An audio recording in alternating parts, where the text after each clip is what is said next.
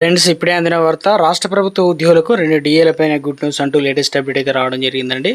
So ఆ వివరాలు ఏంటనేది వీడియోలో తెలుసుకుందాం. వీడియోని స్కిప్ చేయకుండా పూర్తిగా చూడండి. కంప్లీట్ ఇన్ఫర్మేషన్ అయితే అర్థమవుతుందండి. మీలో ఇంకెవరైనా సరే మన ఛానల్ సబ్స్క్రైబ్ చేయకుండా చూస్తున్నట్లయితే వెంటనే మన ఛానల్ సబ్స్క్రైబ్ చేసుకోండి. ప్రభుత్వం నుంచి వచ్చే లేటెస్ట్ అప్డేట్స్ అన్ని కూడా మీ ఫోన్ నోటిఫికేషన్ రూపంలో అందించడం జరుగుతుందండి. చూస్తున్నారు కానీ లైక్ చేయడం మర్చిపోతున్నారు. దయచేసి లైక్ చేయండి. లేట్ చేయకుండా రిలకైతే వెళ్ళిపోదామండి.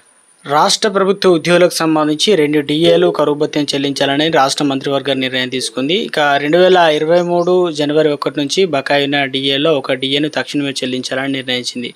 నాటి నుంచి ఇప్పటి వరకు చెల్లించాల్సిన డీఏ బకాయిలు 28 వాయిదాల్లో చెల్లించనుంది. ఇక మరో డీఏ 6 నెలల తర్వాత చెల్లించనుంది. వచ్చే ఏప్రిల్ లో దీనిపైన ప్రకటన చేయనుంది.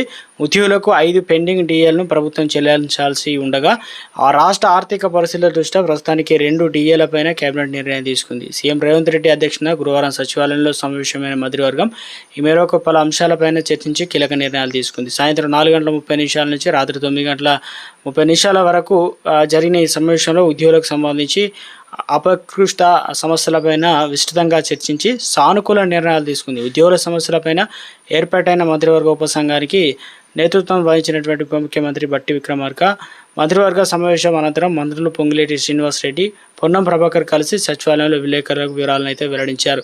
ఉద్యోగ సమస్యలపై సుదీర్ఘ చర్చ, ఉద్యోగ సంఘాలతో జరిపిన చర్చల వివరాలను డిప్యూటీ సీఎం బట్టి విక్రమార్క కేబినెట్ నివేదించింది. ఇక ఉద్యోగుల డిమాండ్లపై మే 6న ప్రభుత్వం ఏర్పాటు చేసిన అధికారుల కమిటీ తమ నివేదికను సమర్పించింది. ఉద్యోగులు 57 డిమాండ్లు పరిశీలించిన మంత్రివర్గం అధికారులు కమిటీ నివేదిక ప్రకారం కొన్ని అంశాలను ఆమోదించి మిగిలిన వాటిని పరిశీలనకు స్వీకరించింది. ఉద్యోగులకు చెల్లించాల్సిన పెండింగ్ బిల్లులు ఇకపైన ప్రతి నెల క్రమ పద్ధతిలో చెల్లించాలని నిర్ణయించింది. ప్రతి నెల 700 కోట్లు తగ్గకుండా బిల్లులు చెల్లించనుంది. ఉద్యోగుల హెల్త్ కార్డులకు సంబంధించి మంత్రివర్గం కీలక నిర్ణయం తీసుకుంది. ఉద్యోగ సంఘాల అభ్యర్థన మేరకు హెల్త్ కేర్ ట్రస్ట్ ఏర్పాటు చేయాలని నిర్ణయించింది. ప్రతి ఉద్యోగి నుంచి నెలకు 500 రూపాయలు వసూలు చేయడంతో పాటు సమాన మొత్తాన్ని ప్రభుత్వ వాటాగా ట్రస్టుకు చెల్లించింది. ట్రస్టు చైర్మన్గా ప్రభుత్వ ప్రధాన కార్యదర్శి వివరించనుండగా ఇతర అధికారులు, ఉద్యోగులు, ప్రతినిధులు సభ్యులుగా ఉండనున్నారు. ఎలాంటి ఆరోగ్య సమస్యలు